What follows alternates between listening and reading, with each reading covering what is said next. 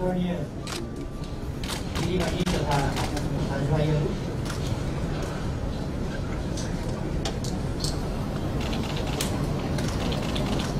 सबैमा हार्दिक अभिवादन भन्न चाहन्छु। नमस्कार। सर्वोच्च अदालत संवैधानिक इजलासबाट हिजो असार 28 गते जारी फैसलाले उत्पन्न गरेको विशेष परिस्थितिका बीच म सम्बोधनका लागि यहाँ उपस्थित भएको छु। प्रतिनिधि सभा विघटन सम्बन्धी मुद्दामा आधारित रहेर सर्वोच्च अदालतबाट जे जस्ता फैसलाहरू गरिएका छन् तिनका असर मुलुकको लोकतान्त्रिक प्रणाली, दलीय व्यवस्था र राजनीतिमा लामो समयसम्म रहिरहनेछ। लोकतन्त्रको रक्षा, विकास र सुदृढीकरणमा यी फैसलाहरू सहयोगी रहे कि असहयोगी, यिनले राजनीतिक स्थायित्वलाई बल पुर्याए कि क्षति, यसबाट दलीय व्यवस्था बलियो भयो कि कमजोर, समग्रमा राजनीतिलाई फैसलाले अग्रगामी दिशा दिए कि पछाडि फर्काए, यसको समीक्षा भविष्यले गर्ने नै छ। समयले आफ्नो कसीमा घोटेर यिनको औचित्यबारे अग्नि परीक्षा लिँदै जानेछ। तर संविधानको सर्वोच्चता र विधिको शासनमा विश्वास गर्ने पार्टीका हैसियतले फैसलाको पालना गर्ने विषयमा पार्टी स्पष्ट रहेको कुरा म जानकारी गराउन चाहन्छु।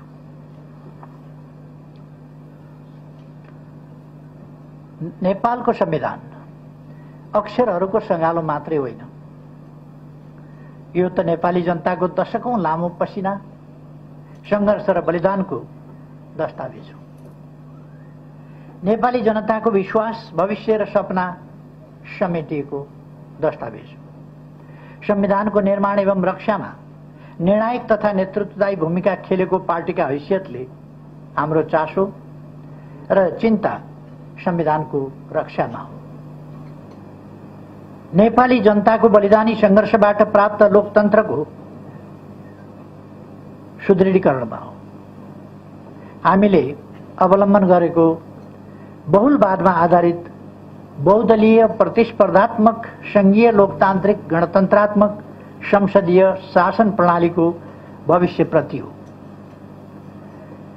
फैसलाका कतिपय प्रावधान र यसमा प्रयुक्त भाषा शैलीले लोकतन्त्रप्रति विश्वास राख्ने सबैलाई अत्यन्तै चिन्तित तुल्याएको छ।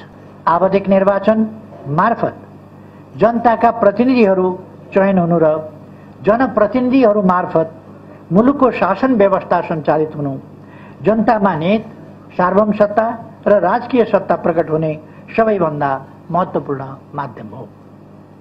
त्यसैले निर्वाचनलाई लोकतन्त्रको प्राणवायु मानिन्छ। तर ताजा जनादेशका लागि जनतामा जाने निर्णयलाई निरङ्कुश र कानुनको अपव्याख्यामाथि आधारित भएर एवं दलीय प्रणालीको आधारभूत संरचना भत्काएर सरकार बनाउने कुरालाई लोकतान्त्रिक भनेर गरिएको गरिने परिभाषाले लोकतान्त्रिक प्रणालीलाई गलत दिशातिर धकेल्न सक्छ भन्ने कुराप्रति हामी गम्भीर र चिन्तित छौं।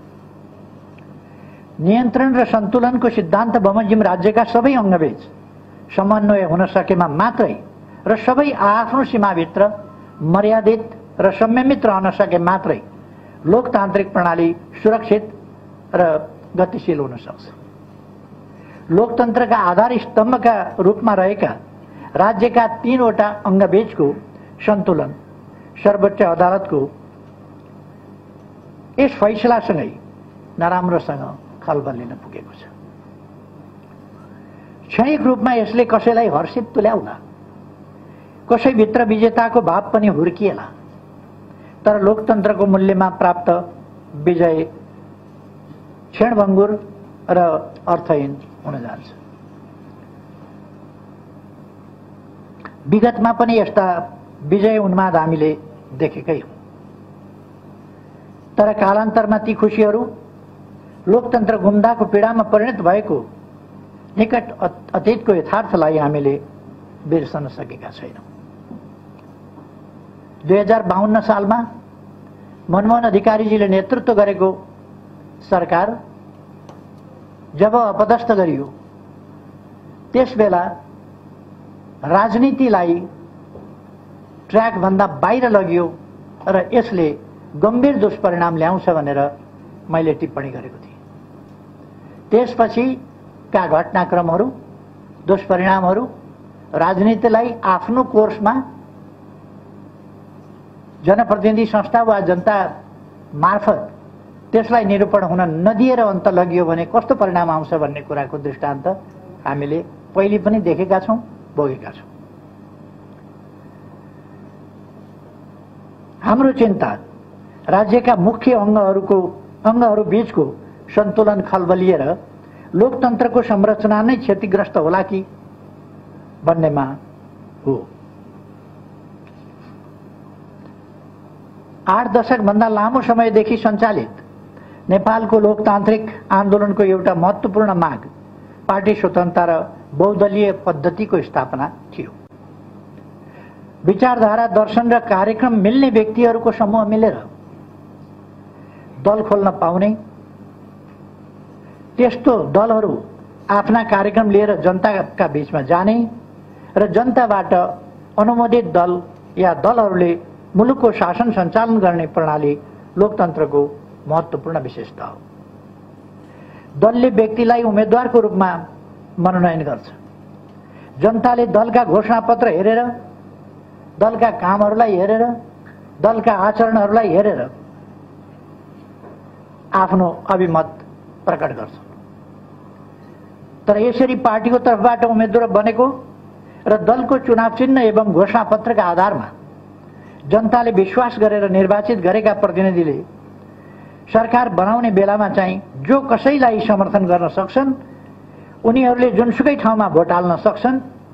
त्यस्तो गर्दा उनीहरूमाथि कुनै हुइप लाग्दैन, लगाउनु हुँदैन, लगाउन पाइँदैन जस्ता कुरा र सांसदहरू दलका प्रतिनिधि मात्रै होइनन् भन्ने व्याख्याले हाम्रो दशकौं लामो सङ्घर्ष, दलीय आस्थाका लागि चुकाएको मूल्य र दलीय प्रणालीको आधारभूत प्रस्थापनालाई नै चुनौती दिने काम गरेको छ। एउटै दलका सदस्यहरू सत्ता र प्रतिपक्ष बन्ने यस्तो परिकल्पना कुनै पनि लोकतान्त्रिक प्रणालीले गर्दैन। निश्चित व्यक्तिका निश्चित आकांक्षा परिपूर्तिका लागि गरिएको संविधानको यस्तो अपव्याख्याले वस्तुतः संविधानको संशोधन गर्ने काम गरेको छ, पछि फर्किने गरी। हाम्रो लोकतान्त्रिक प्रणालीले भविष्यमा लामो समयसम्म यसले सिर्जना गर्ने राजनीतिक विकृतिहरूको मूल्य चुकाउनु पर्नेछ। राजनीति जब मूल्यहीन ढङ्गले चल्छ, विगतमा पनि 46 सालको आन्दोलन पछि पनि हामीले राजनीतिक विकृतिका विभिन्न स्वरूपहरू देखेका छौँ, जुन कुराको पुनरावृत्ति नहोस् भन्ने हामी चाहन्छौँ।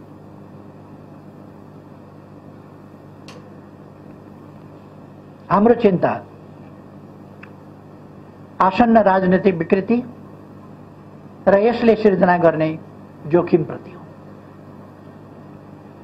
राजनीतिक प्रश्नहरूको फैसला गर्ने मुख्य जिम्मेवारी दलहरूको हो, सार्वभौम सत्ता सम्पन्न जनताको हो।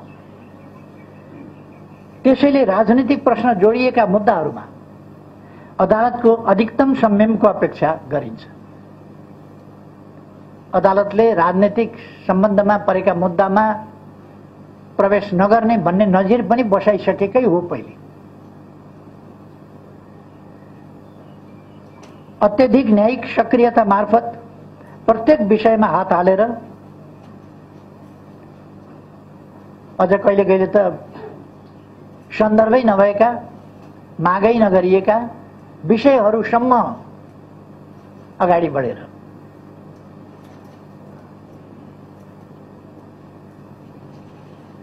अत्यधिक न्यायिक सक्रियता मार्फत प्रत्येक विषयमा हात हालेर त्यसरी न त गन्तव्यमा पुग्न सकिन्छ, न त्यति ठूलो भारी बोक्ने सामर्थ्य यस्तो निकायमा हुन नै सक्छ। खेल खेल्ने जिम्मेवारी खेलाडीहरूको, तर रेफ्री स्वयंमा गोल गर्ने या खास पक्षलाई जिताउने इच्छा जागृत भयो भने त्यसले जोखिम निम्त्याउँछ। अझ सन्दर्भ नै नउठेका या वादी पक्षले मागदाबी नै नगरेका विषयमा पनि त्यस्ता विषयमा समेत फैसला दिँदा जटिलता मात्रै बढाउँछ। अहिले संवैधानिक नैतिकताको विषय पनि उठाइएको छ। मैले लोकतन्त्रका निम्ति सम्पूर्ण जीवन समर्पित गरेको छु। लोकतन्त्र मेरा निम्ति जीविका होइन, जीवन हो। हाम्रो चिन्ता राज्यका अङ्गहरूको निष्पक्षता, पवित्रता र स्वच्छतामाथि हो। खास प्रश्नमा दोहोरो मापदण्ड अपनाउन पुग्यो। खास फैसलाका बारेमा खास पक्षले हप्तौं अगाडि जानकारी पाउने अवस्था सिर्जना भयो र गरिएका निर्णयहरूको निष्पक्षतामाथि प्रश्न उठ्ने स्थिति बन्यो भने यस्ता संस्थाहरूप्रति जनताको विश्वास ह्रास हुने वा गुम्ने परिस्थिति सिर्जना हुन सक्छ, जुन बहुतै चिन्ताको विषय हो। र हामीले गरिरहेको चिन्ता पनि यही संस्थाहरूको विश्वसनीयतामाथि हो। राज्यका विभिन्न अङ्गहरू, निकायहरू, संस्थाहरूमाथि जनताको विश्वास उठ्यो भने त्यसले जनतामा नैराश्यता पैदा गर्दछ र त्यसका दुष्परिणामहरू भयावह हुन सक्दछ।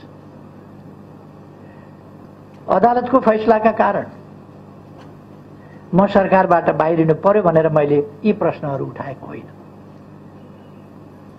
सरकारबाट त म आजभन्दा 5 वर्ष अगाडि पनि यस्तै मध्य बर्खामा बाहिरिएको हो। त्यति बेला परिवेश भिन्न थियो। मैले त्यति बेला पनि भनेको थिएँ, कहिलेकाहीँ जनताको अपेक्षा र संसदीय अङ्कगणितका बीचमा विरोधाभास उत्पन्न हुन्छ। विरोधाभास त्यहाँ मात्रै उत्पन्न हुने रहन्छ। जनताको आकांक्षा र अरू विभिन्न प्रकारका आकांक्षाहरूका बीचमा पनि विरोधाभास पैदा हुने रहेछ।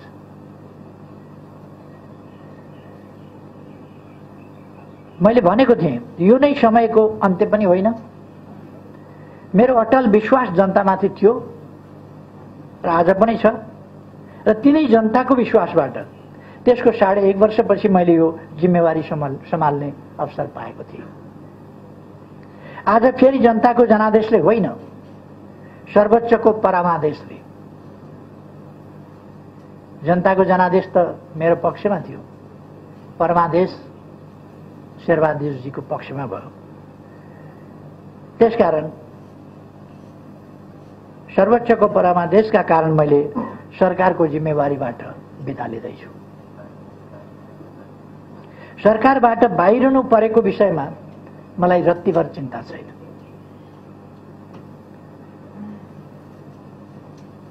यसकारण पनि चिन्ता छैन कि मैले देश र जनताप्रति सम्पूर्ण निष्ठाका साथ र इमान्दारिताका साथ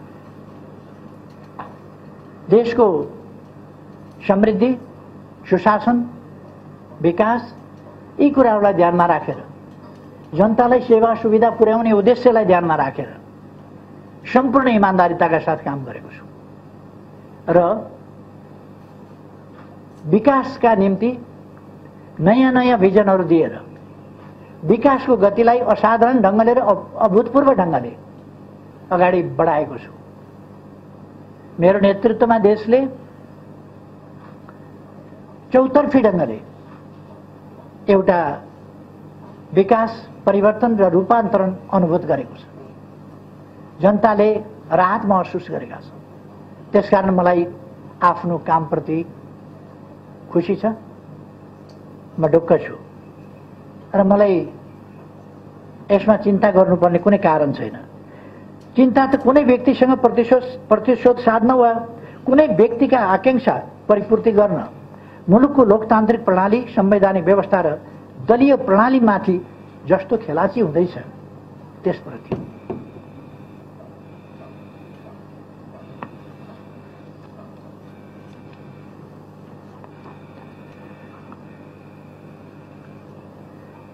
आज देश कोभिड-19 को महामारीबाट गुजिरहेको छ, जसरी विश्व पनि गुजिरहेको छ। म विगतका विवरणहरूतिर जान चाहन्न। कस्ता समस्याहरूको, कस्तो कठिन परिस्थितिको, कस्तो अभावका बीचमा, तयारीहीन अवस्थामा कसरी हामीले सामना गर्यौं र तयारीलाई कसरी अगाडि बढायौं त्यस सम्बन्धमा सिंहै देश जानकार छ। मैले अहिले दोहोऱ्याइरहनु पर्ने जस्तो लाग्दैन। अहिलेको प्रश्न भनेको खोपको आपूर्ति हो मूल प्रश्न। अब हामी कोभिड-19लाई नियन्त्रण गर्ने चरणमा प्रवेश गरेका छौं र हामीले अब सम्पूर्ण नेपाली जनतालाई खोप लगाउने, खोप उपलब्ध गराउने प्रबन्ध गरेका छौं र देश खोप युक्त अवस्थामा सबैलाई पुर्याउने त्यस बाटोमा अगाडि बढिसकेका छ। खोपको माग र आपूर्ति बीचको ठूलो असन्तुलन, खोपको असमान वितरण र खोप राष्ट्रवाद जस्ता असहजताका बीचमा पनि नेपालले कोभिड विरुद्धको खोपलाई तीव्रता दिएको छ। हामी खोपका उत्पादक होइनौं, तर हामीले छोटो समयमा नै आफ्ना नागरिकलाई खोपको व्यवस्था गरेका छौं र मोटामोटी रूपमा या ठूलो मात्रामा मूलतः यस सन् 2021 भित्र हामीले मूलतः ठूलो जनसंख्यालाई खोप लगाइसक्नेछौं। केही बाँकी रहला, त्यसलाई पनि लगाउँदै जानेछौं र अब लगातार खोप लगाएर सम्पूर्ण जनतालाई खोप सुविधा उपलब्ध गराउनेछौं। हालसम्म पहिलो डोज खोप प्राप्त गर्नेको संख्या 26,11,807 पुगेको छ। दोस्रो डोज प्राप्त गर्ने 9,32,868 पुगेको छ। खरिद गरिएको 50 लाख मात्रा र अनुदानमा 21 लाख मात्रा गरेर 1,31,00,000 मात्रा सुनिश्चित भइसकेको छ। 2 करोड भन्दा बढी मात्रा खोप खरिदको प्रक्रिया टुङ्गो लागेको छ। आगामी केही महिनाभित्रै सबै नेपालीहरूले खोप पाउने सुनिश्चित आधार तयार भएको छ। प्रतिकूल अवस्थामा पनि कोभिड महामारीका विरुद्ध प्रभावकारी लडाईँ सञ्चालन गरिएको छ। मैले धेरै भनिरहनु पर्ला जस्तो लाग्दैन।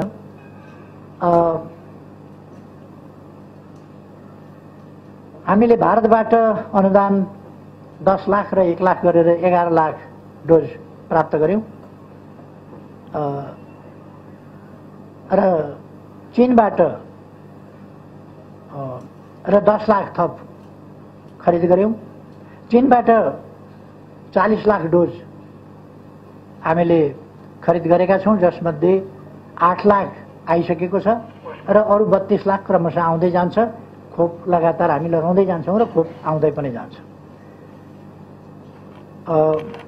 थप 60 लाख डोज खरिद प्रक्रिया अगाडि बढेको छ।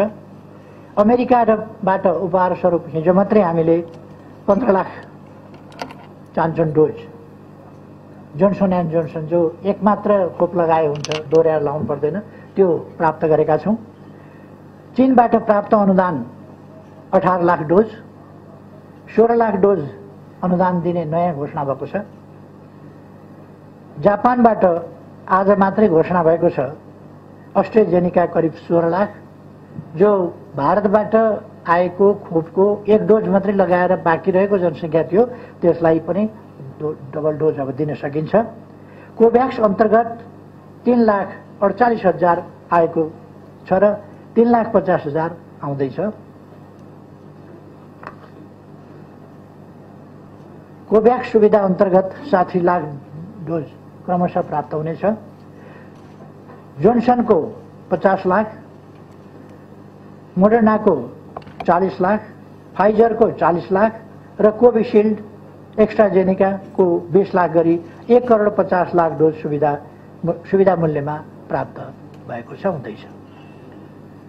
बालबालिकालाई दिन मिल्ने फाइजरको 60 लाख डोज खरिद प्रक्रिया अगाडि बढेको छ। अर्थात् अब हामीलाई खोपको अभाव छैन। हुन त मलाई थाहा छ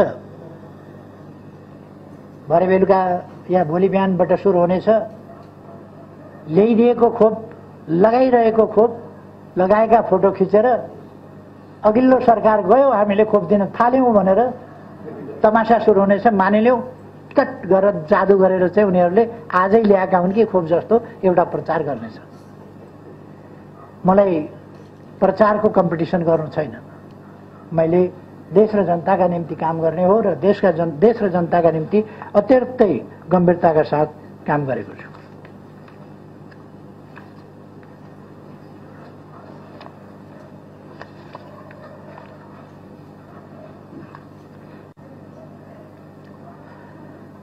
खोपको सम्बन्धमा मैले अरू धेरै केही भनिरहनु पर्ला जस्तो लाग्दैन।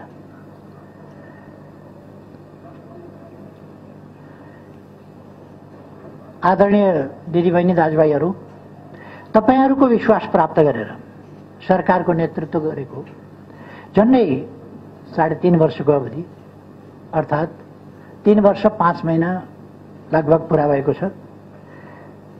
यस अवधिमा संविधानको कार्यान्वयन, संघीय प्रणालीको संस्थागत विकास, मुलुकको सामाजिक आर्थिक रूपान्तरण तथा विकास, सामाजिक न्याय र सुरक्षा, राष्ट्रियताको रक्षा र सुशासनका क्षेत्रमा दूरगामी महत्त्वका कामहरू सम्पन्न गरिएका छन्। कतिपय महत्त्वपूर्ण कामहरू आरम्भ गरिएका छन्। राजनीतिलाई केवल सुविधाको, भागभण्डाको, सुविधा र सत्तारोहणको विषयका रूपमा बुझ्ने बुझाउने गरिएको हाम्रो जस्तो परिवेशमा मलाई मुलुकको विकास, समृद्धि, जनताको हित र राष्ट्रियताको सुदृढीकरण एवं सुशासनमा केन्द्रित गर्ने गरी नयाँ दिशा दिनु सहज थिएन। यसो गर्न खोज्दा मैले पटक पटक आफ्नै भित्र र बाहिरबाट सिर्जित अवरोध, घेराबन्दी र षड्यन्त्रको सामना गर्नु पर्यो। सरकारलाई काम गर्न नदिने, सरकारलाई असफल बनाउने, सरकारले गरेका कामहरू ओझेलमा पार्ने, उपलब्धिहरू ओझेलमा पार्ने, नकारात्मक ढङ्गले जुनसुकै कुरा पनि चित्रण गर्ने प्रवृत्तिहरूको शिकार हुनु पर्यो। त्यो बाहिरबाट मात्रै होइन, आफ्नै भित्रबाट समेत शिकार हुनु पर्यो। ती सबको सामना गर्दै हामीले गरेका कामहरूले मुलुकमा समृद्धिको बलियो आधारशिला भने खडा गरेका छन्। यस अवधिमा नेपालको संविधान पूर्ण कार्यान्वयनमा आएको छ। यसका लागि 50औं कानूनहरूको निर्माण र 100औं कानूनहरूको परिमार्जन गरिएको छ। झन्नै शून्यबाट सुरु गरेर संघीयतालाई संस्थागत र सुदृढीकरण गरिएको छ।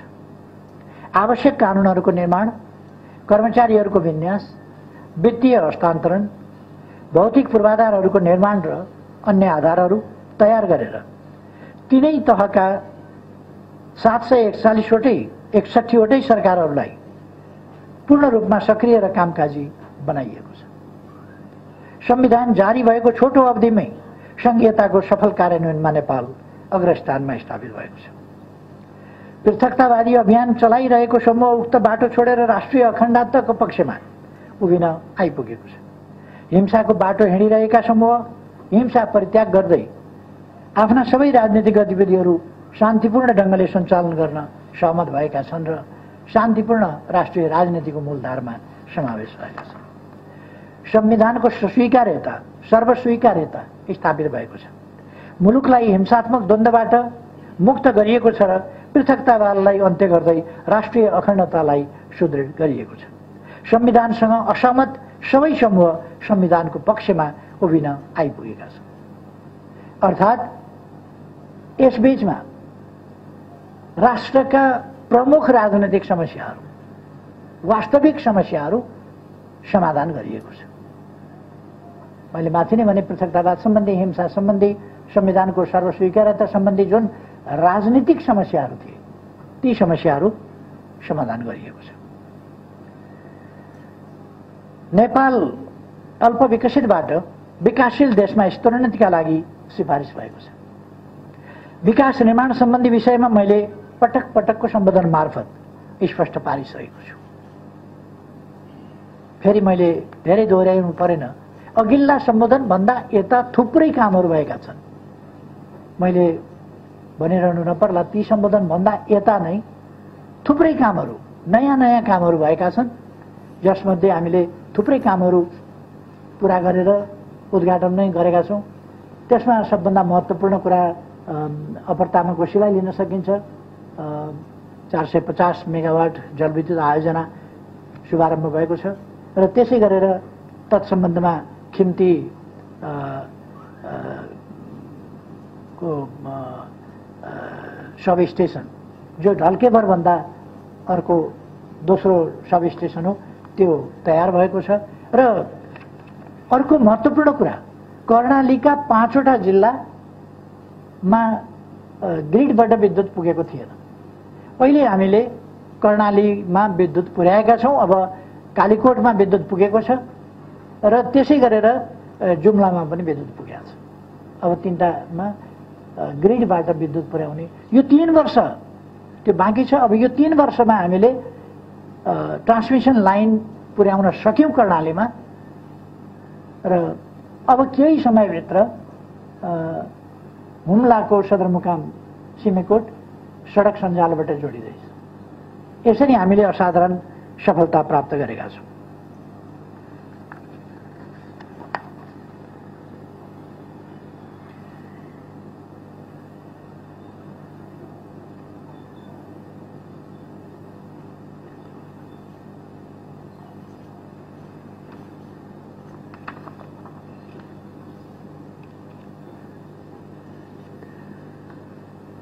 आदरणीय दिदीबहिनी तथा दाजुभाइहरू, यस बीचमा हाम्रो देश बाढी पहिरोबाट नराम्ररी आक्रान्त भएको छ। धेरैले जीवन गुमाउनु परेको छ।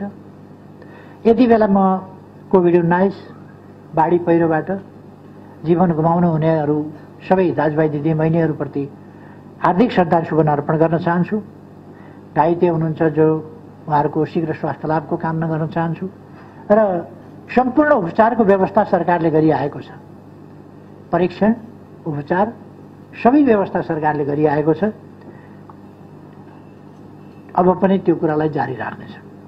बाढी पहिरोको सम्बन्धमा हामीले तत्काल उद्धारका कामहरू हेलिकप्टर, सेना, प्रहरी, सशस्त्र प्रहरी, राष्ट्र सेवक कर्मचारी, जनप्रतिनिधिहरू, पार्टीका राजनीतिक दलका कार्यकर्ताहरू, सांसदहरू लगायतका सबै जनप्रतिनिधिहरू र विभिन्न समाजसेवी परोपकारी सङ्घ संस्थाहरू समेतको अत्यन्त उत्साहजनक सहभागितामा हामीले बाढी पहिरो जस्ता कुराहरूको अभर परेका ठाउँहरूमा उद्धार कार्य पुर्याएका छौँ र राहत वितरणका कामहरू पनि भएका छन्। पछिल्लो समयमा अस्ति केही दिन अगाडि मात्रै कति गते हो 26 या 27 गते कति गते म मेलम्ची 27 गते 26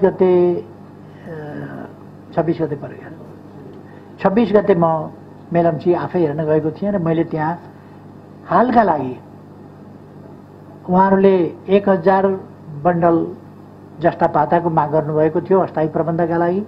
मैले पुग्दो गरी तपाईँहरू प्रयोग गर्नुहोस् जस्ता पाताहरू भनेर 1500 बन्डल जस्ता पाताहरू उहाँहरूलाई उपलब्ध गराउने घोषणा गरेको छु र अस्थायी प्रबन्धका लागि 50,000 रुपैयाँ हरेक परिवारलाई अस्थायी प्रबन्धका लागि उपलब्ध गराउने र यसपछि हिमाली भेगमा 5 लाख, पहाडी क्षेत्रमा 4 लाख र तराईमा 3 लाखका दरले यस्ता प्राकृतिक विपत्तिहरूमा परेका जनतालाई सहयोग उपलब्ध गराउने पनि सरकारको घोषित नीति नै रहेको कुरा पनि म जानकारी गराउन चाहन्छु। हामी पुनर्निर्माणका काममा लागेका छौँ। मेलम्चीको मुहानमा समस्या परेको छ र त्यो समस्या हामी छिटै अन्त्य गर्ने र यसै वर्षभित्र भनेको सन् 2021 भित्रै मेलम्चीको पानी पुनः काठमाडौँ ल्याउने हामीले प्रबन्ध गरेका छौँ र पुनर्निर्माणको कामलाई सुरक्षित पुनर्निर्माण त्यसमा हामी ध्यान दिनेछौँ भन्ने कुरा म जानकारी गराउन चाहन्छु। आदरणीय दाजुभाइ दिदीबहिनीहरू, आजको अवस्था भनेको देश कोभिड-19बाट त्यसको महामारीको मारबाट आक्रान्त भइरहेको यो अवस्था, प्राकृतिक विपत्ति त्यस्तै गरेर बाढी पहिरो जस्ता कुराहरूबाट आक्रान्त भइरहेको अवस्था, हामीले देशलाई समय खर्च नगरिकन संवैधानिक कानुनी हिसाबले एकताबद्ध भएर एकताका साथ राष्ट्र निर्माणको काममा अगाडि बढ्नुपर्ने, विकासको काममा अगाडि बढ्नुपर्ने आजको आवश्यकता हो। तर मलाई दुःख लाग्छ यस्तो अवस्थामा द्वन्द्व बढाउने, परस्परमा असमझदारी, घृणा बढाउने र त्यो असमझदारी र घृणाबाट मुलुकलाई द्वन्द्वतर्फ धकेल्न खोज्ने प्रयासहरू भइरहेका छन् र एउटा गम्भीर षड्यन्त्र लोकतन्त्रका विरुद्ध भइरहेको छ। म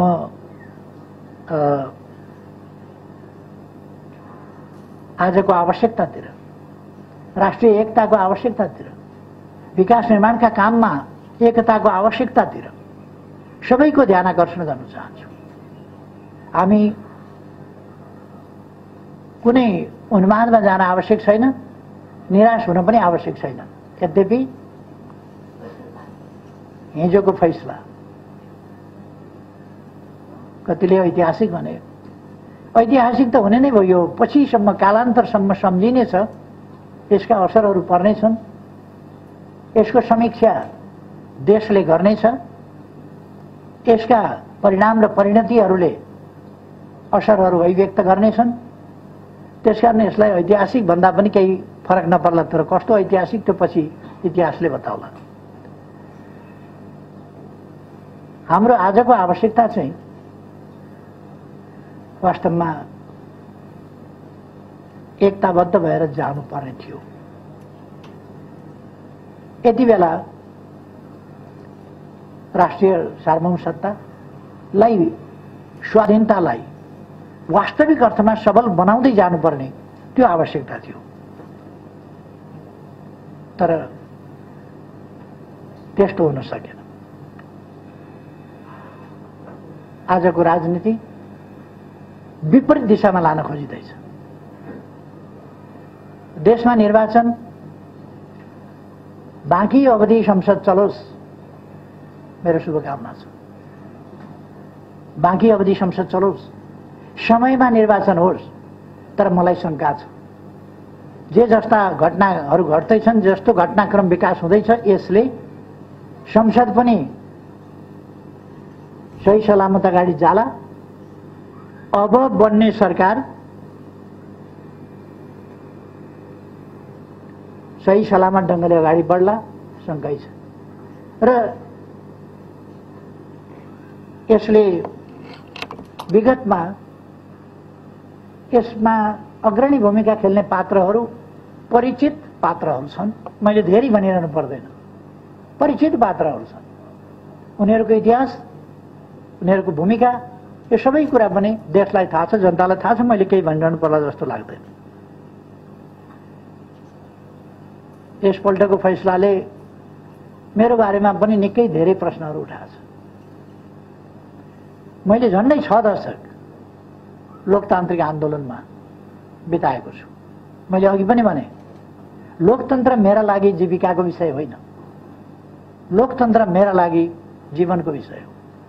मैले आफ्नो सम्पूर्ण जीवन एक अवधि, एक चुनाव, एक फैसला, एउटा जिम्मेवारी, त्यसको आधारमा होइन, आस्थाको आधारमा, मैले निश्चित दृष्टिकोण, गन्तव्यको आधारमा देशलाई कहाँ पुर्याउने हो, कस्तो देश निर्माण गर्ने हो, आर्थिक रूपले, राजनीतिक रूपले देश कस्तो हुनुपर्छ, कसरी चल्नुपर्छ, हाम्रो लोकतन्त्र कसरी चल्नुपर्छ, त्यसको बारेमा मेरो आफ्नो दृष्टिकोण छ। सञ्चार माध्यमहरूमा अपव्याख्या गर्न खोजियो। आज सङ्कटकाल लगाउँछ, आज यस्तो गर्छ, आज सेना परिचालन गर्छ, आज उस्तो गर्छ। मैले भन्दै रहेँ, म राजनीतिक बाहेक अराजनीतिक खालका हथकण्डा जनता र जनप्रतिनिधि संस्थाहरूका बीचमा बाहेक अन्यत्रबाट कुनै अस्वस्थ गतिविधि, अस्वस्थ तरिकाबाट अनुचित हथकण्डा प्रयोग गरेर अगाडि जान मलाई मन्जुर छैन। किनभने मैले लोकतन्त्रका लागि जीवन समर्पण गरेको छु र अब 70 वर्ष पुगेपछि मैले झन्डै थाहा पाएदेखि 14 वर्षको उमेरदेखि लडाईँ गरेर आएँ लोकतन्त्रका लागि। र आज कन्स्टिट्युसनल मोरालिटीका कुरा म माथि उठाइयो। कन्स्टिट्युसनल मोरालिटीको कुरा को मापदण्ड कुन चाहिँ न्याय सम्पादनका लागि कन्स्टिट्युसनल मोरालिटीको कुरा उठायो मलाई थाहा छैन। तर कन्स्टिट्युसनल मोरालिटी मेरा लागि जसले जेल नेल खटेको छ, यातना सहेको छ, जीवन जोखिममा राखेर सङ्घर्ष गरेको छ, आधा शताब्दीभन्दा अलिक बढी नै समय। र म फेरि पनि भन्छु, मेरो मन मस्तिष्कमा देश बाहेक, देशका जनता बाहेक, देशको सुरक्षा बाहेक, देशको स्वाभिमान बाहेक, देशको सार्वभौमसत्ता र स्वाधीनता बाहेक, देशको भौगोलिक अखण्डता बाहेक अनि देशको विकास, देशमा सुशासन, एउटा सभ्य समाजको स्थापना, सामाजिक न्याय र समानता सहितको समृद्धि, जसबाट अधिकार सम्पन्न जनताले अवसरसम्म पुग्न पाएर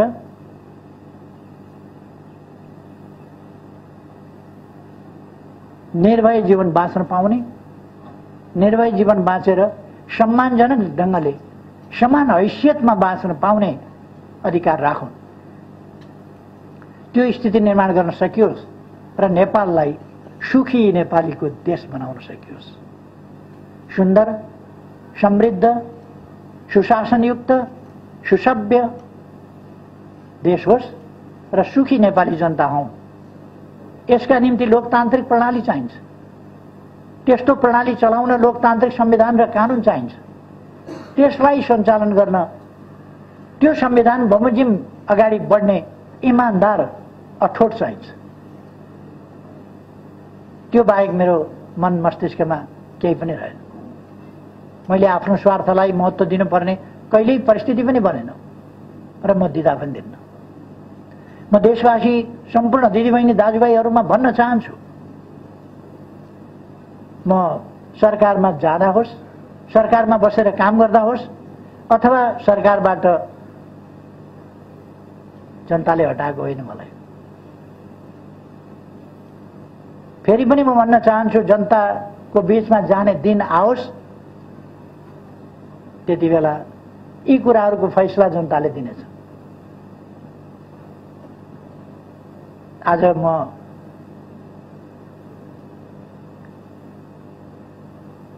आदेश परमादेशबाट सरकारबाट हटेको छु, तर मेरो प्रतिबद्धता, मेरो देश र जनता प्रतिको प्रतिबद्धता सरकारमा हुँदा वा नहुँदा, जेलमा बस्दा पनि म यत्तिकै निष्ठाका साथ बसेको थिएँ, यत्तिकै आशावादिताका साथ बसेको थिएँ। जति बेला निरङ्कुश राजतन्त्र थियो, जति बेला तानाशाही व्यवस्था थियो, पञ्चायती तानाशाही, निर्दलीय निरङ्कुश व्यवस्था, त्यति बेला नेल हतकडी लगाएर चिसो छिणीमा राखिँदा पनि मेरो विश्वास, लोकतन्त्र प्रतिको विश्वास, देश र जनता प्रतिको माया किञ्चित कम भएको थिएन। आज पनि हुँदैन। म फेरि आफ्नो कर्तव्य पालनामा देश र जनतालाई शिरमा राखेर कर्तव्य पालनाको आफ्नो यात्रामा निरन्तर अगाडि बढिरहनेछु। यो कुरा म सबै दाजुभाइ दिदीबहिनीहरूलाई आग्रह गर्न चाहन्छु, निवेदन गर्न चाहन्छु। नेकपा एमालेको सरकार ढलाइयो। यो सरकार किन ढलाइयो भने यस सरकारले देशको सार्वभौम सत्ताको पक्षमा दृढताका साथ काम गर्यो, विकासका कामलाई तीव्रताका साथ अगाडि बढायो, सुशासनका निम्ति अथक प्रयास गर्यो, जनतालाई राहत सुविधा पुर्याउने कुरामा, जनतालाई अधिकार सम्पन्न बनाउने कुरामा, ज्येष्ठ नागरिकदेखि बालबालिका, अपाङ्गता भएका व्यक्तिहरू, पछाडि परेको समुदाय, उनको बारेमा चिन्ता गर्यो। उनीहरूलाई कसरी माथि उठाउन सकिन्छ र अगाडि बढाउन सकिन्छ त्यसमा चिन्ता गर्यो सरकारले र यी दिशाहरूमा थुप्रै कामहरू गर्यो। अरू त कुनै कारण छैन यो सरकार हटाउनु पर्ने, कुनै कारण छैन। कुनै राजनीतिक दल छटपटाउनु पर्ने त कुनै कारण छैन।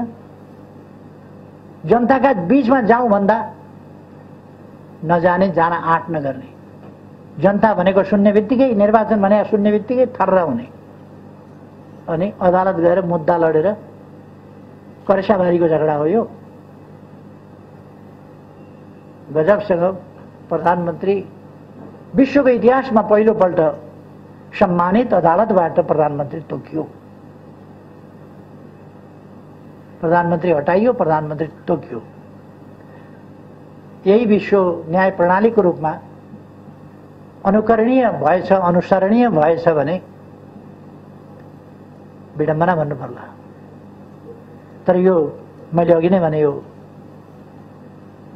इतिहासको कडीमा फेरि परीक्षित हुन त बाँकी नै हुन्छ। हामी सबै परीक्षित हुन बाँकी हुन्छौँ। सरकार ढाल्न बाहिरबाट त कोसिस भयो भाइ,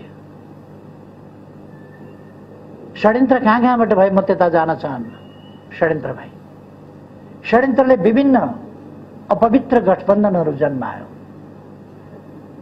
नेकपा एमाले पार्टी फुट्यो, फुटाइयो,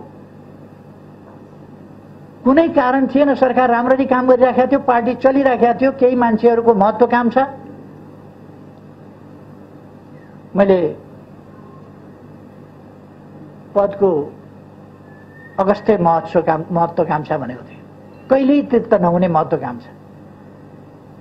त्यसले ईर्ष्या जस्ता कुराहरूले पार्टीभित्र भयङ्कर अस्वस्थता पैदा भयो। म निर्वाचित अध्यक्षलाई थाहा नदिकन पार्टीबाट हटाउनेसम्मका काम भए, सबैलाई थाहा छ। दलको नेताबाट हटाएर, अध्यक्षबाट हटाएर मै अध्यक्ष भएँ भनेर पगडी लगाउने काम भए।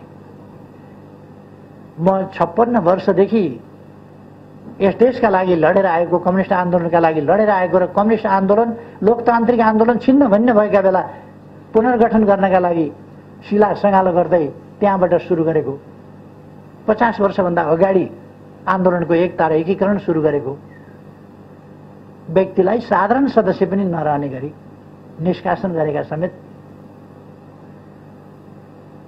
ती कुराहरू पनि हामीले देख्यौँ। र पार्टीभित्रैबाट अन्तिममा पनि अहिले सर्वोच्च अदालतबाट जुन फैसला भयो, त्यो फैसलाका पछाडि जम्मा जम्मी नेकपा एमालेका 26 जनाले राष्ट्रपति कहाँ विद्रोही भन्दै, विद्रोही के को विद्रोही हुन्छ? विद्रोही भनेको न्यायका निम्ति लड्ने शब्द हो, विद्रोही होइन, अनुशासनहीन अराजक ढङ्गले राष्ट्रपतिज्यू कहाँ आफ्नो पार्टीको सरकार ढाल्ने, अर्को पार्टीको सरकार बनाउने, प्रमुख प्रतिपक्षलाई प्रधानमन्त्री बनाउनु पर्छ भनेर हिँड्ने खालका अनुशासनहीनता र अराजकता प्रकट भए। सम्मानित सर्वोच्च अदालतमा हस्ताक्षर गरेर जाने खालका कामहरू भए। यस्ता विपक्षीसँग विरोधीसँग मिल्ने, भित्र अन्तर्घात गर्ने, पार्टीमा भित्रभित्रै विपक्षीसँग साँठगाँठ गर्ने, आफ्नो खुट्टामा पास दिनुपर्ने खेलाडीले विरोधीका खुट्टामा पास दिन्छ, आफू गोलरक्षक हुनुपर्ने ठाउँमा पोस्ट खाली गरिदिन्छ, पोस्टमा कोही बस्यो भने त्यसलाई लखेट्न खोज्छ। यो खालको स्थिति हामीले देख्यौँ। र यस प्रकारका अनुशासनहीन अराजक कामहरू, पार्टी विरोधी गतिविधिहरू, र एक ढङ्गले भन्यो भने यो पार्टी विरोधी मात्रै भएन, यसले अन्ततोगत्वा लोकतान्त्रिक प्रणाली, यी सबै कुराका पनि यो विरुद्धमा गयो। र यस्ता अपराधिक क्रियाकलापहरू समेतबाट आज यस परिणाममा, यस अवस्थामा देश पुगेको छ।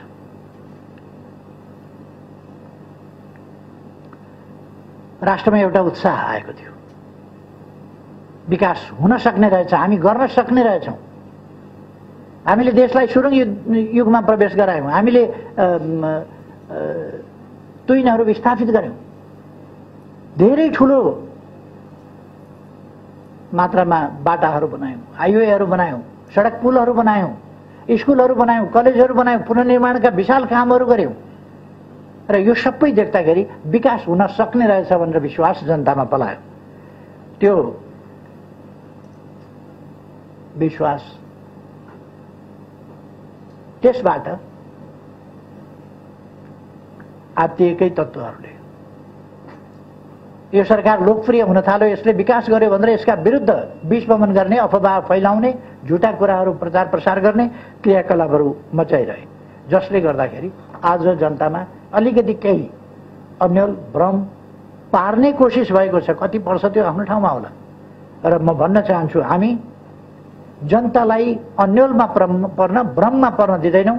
कुनै पनि हिसाबले यस देशको सार्वभौमसत्ता, यस देशको स्वाधीनता, यस देशको भौगोलिक अखण्डता, यस देशको राष्ट्रिय हित, लोकतन्त्र, लोकतन्त्रका मूल्य मान्यता सहितको लोकतन्त्र, लोकतन्त्र सजीव अभ्यास सहितको लोकतन्त्र, यसमा हामी पछाडि पर्न दिँदैनौँ।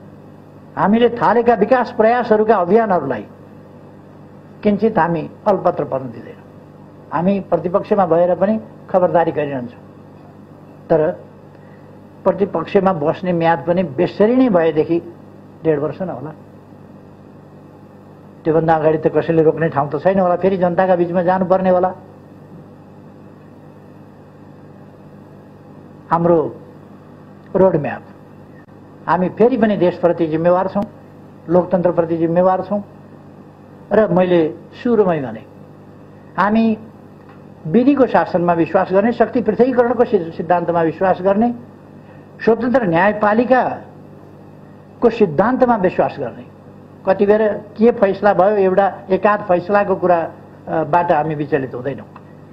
र यसलाई कुनै हिसाबले कहीँ तलमाथि परेको छ भने त्यसलाई सच्याउँदै अगाडि बढ्नुपर्छ आगामी दिनमा भन्ने ठान्छौँ। र अदालतको फैसला अनुचित छ, हाम्रा विरुद्ध छ। संवैधानिक हिसाबले हेर्ने हो भने त्यो उपयुक्त छैन। र जे भए पनि अदालतको फैसलालाई मानेर त्यसलाई कार्यान्वयन गरेर हामी अगाडि बढ्छौँ। म पार्टीका कार्यकर्ता साथीहरूलाई यस बीचमा आग्रह गर्न चाहन्छु, धैर्यता, संयम गुमाउने होइन, आत्मविश्वास कम हुन दिने होइन। हामी देश र जनताप्रति समर्पित शक्ति हौँ। देश र जनताको रक्षा गर्ने, लोकतन्त्रको रक्षा गर्ने, संविधानको सजीव रक्षा, सजीव कार्यान्वयन र त्यसको समयानुकूल विकास गर्दै जाने अभिभारा हाम्रो काँधमा छ। समृद्ध नेपाल र सुखी नेपाली हामीले राष्ट्रिय आकांक्षा भनेका छौँ। त्यो आकांक्षा पूरा गर्ने अभिभारा हाम्रो काँधमा छ। त्यसकारण म पार्टीका कार्यकर्ताहरूलाई आग्रह गर्न चाहन्छु, सबै पार्टीका कार्यकर्ताहरूलाई पनि भन्न चाहन्छु, युवा पङ्क्तिलाई भन्न चाहन्छु, युवा पिँढीलाई भन्न चाहन्छु, यो देश युवा पिँढीको, यो देश आगामी पुस्ताको, यो देश भोलिको पुस्ताको। त्यसकारण भोलि हामीले, हाम्रा सन्ततिले फेरि हामीले जस्तै कठोर सङ्घर्ष गर्न नपरोस्, यसका निम्ति हामीले एउटा मजबुत आधार छोडेर जाउँ, एउटा सुन्दर विकसित समाज निर्माण गरेर जाउँ। त्यसका निम्ति हामी सबै हरेस खाएर होइन, उच्च मनोबल राखेर अगाडि बढौँ भन्ने म आह्वान गर्न चाहन्छु। हामीले राष्ट्रिय एकतालाई मजबुत बनाउनुपर्छ। म सबैलाई आग्रह गर्न चाहन्छु यस घडीमा कि हामी विभिन्न ढङ्गले अनेक प्रकारका हाम्रा विविधताहरूलाई अनेक शक्तिले उछाल्न सक्छन्। विविधता हाम्रो सम्पन्नता हो, समृद्धि हो, सम्पदा हो। तर हामीले त्यस कुरालाई वैमनस्यता, लडाईँ झगडाको विषय बनाउनु हुँदैन। त्यो समृद्धिलाई हामीले सम्पदाको रूपमा प्रयोग गरेर एकताबद्ध बनाउनुपर्छ र हाम्रो राष्ट्र एकताबद्ध भएर अगाडि बढ्नेछ। एकताबद्ध बनाएर अगाडि बढाउनुपर्छ। हामीले एकताबद्ध राष्ट्र, सुदृढ राष्ट्र, त्यसका निम्ति योगदान गरौँ र लोकतन्त्रको रक्षा गर्दै अगाडि बढ्न म फेरि एकपल्ट सबैमा हार्दिक आग्रह अनुरोध गर्न चाहन्छु। र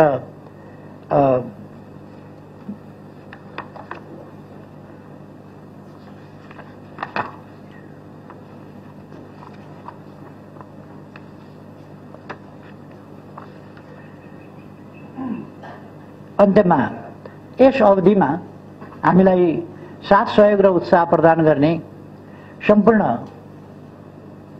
दाजुभाइ दिदीबहिनीहरूप्रति हार्दिक आभार व्यक्त गर्न चाहन्छु। मैले नेतृत्व गरेको, मेरो नेतृत्वमा सञ्चालित सरकार ऐतिहासिक रूपमा सफल सरकार। यसको सफलतामा धेरैको योगदान छ। र तपाईहरु सबैको सद्भावले यो सफलता प्राप्त भएको र हामीलाई अहिले पनि ऊर्जा दिइरहेको छ। आम नेपाली दाजुभाइ दिदीबहिनीहरू, देशभित्र देश बाहिर रहेका सबै राष्ट्र सेवक कर्मचारी साथीहरू, सुरक्षा कर्मीहरू, कोभिड विरुद्धको लडाईँमा अग्रमोर्चामा खटिएका डाक्टर, नर्स, स्वास्थ्यकर्मी अरू तमाम साथीहरू सबैप्रति म हार्दिक धन्यवाद भन्न चाहन्छु। हाम्रो विकास प्रयासमा निरन्तर सहयोग दिने मित्र राष्ट्रहरू र त्यहाँका राष्ट्र प्रमुख, सरकार प्रमुखहरू प्रति पनि म हार्दिक धन्यवाद भन्न चाहन्छु। अहिले भर्खरै मैले कोभिड-19 सम्बन्धमा त्यसको विरुद्धमा खोपको कुरा गरेँ। यदि मित्र राष्ट्रहरूको साथ सहयोग हुँदैन थियो भने, उहाँका राष्ट्र प्रमुख, सरकार प्रमुखहरूको साथ सहयोग हुँदैन थियो भने यो सफलता हामीले प्राप्त गर्न सक्दैनथ्यौँ। त्यसकारण म सबैप्रति आभार व्यक्त गर्न चाहन्छु। लोकतन्त्रको रक्षा र सुदृढीकरणका लागि हामी 24 घण्टा सजग भएर अब पनि खडा हुनेछौँ। थालिएका अग्रगामी कदमहरूको निरन्तरताका लागि खबरदारी गरिरहनेछौँ। मुलुकलाई अस्थिरतातिर, अर्थतन्त्रलाई ओह्रालो दिशातिर, जनतालाई अन्धकारतिर र संविधानलाई संकटतिर धकेल्ने प्रयासका विरुद्ध हामी चट्टान बनेर उभिनेछौँ। मेरो पूर्ण विश्वास छ मुलुकले सुरु गरेको अग्रगतितिरको यात्रा कसैले पनि बिथोल्न सक्ने छैन र हामी त्यो बिथोल्न दिने पनि छैनौँ। बादलले एकछिन अँध्यारो पार्न सक्ला, घामलाई छेक्न सक्ला, तर सूर्यको प्रकाशलाई कसैले पनि निस्तेज पार्न सक्दैन। नेपाललाई समृद्ध र नेपाली जनतालाई सुखी बनाउने महान अभियानमा म र मेरो पार्टी सधैँभरि अग्रमोर्चामा डटिरहनेछ। एकछिन बादल लागेको छ, फेरि सूर्य बादल हटाएर उदाउनेछ। सबैमा धेरै धेरै धन्यवाद।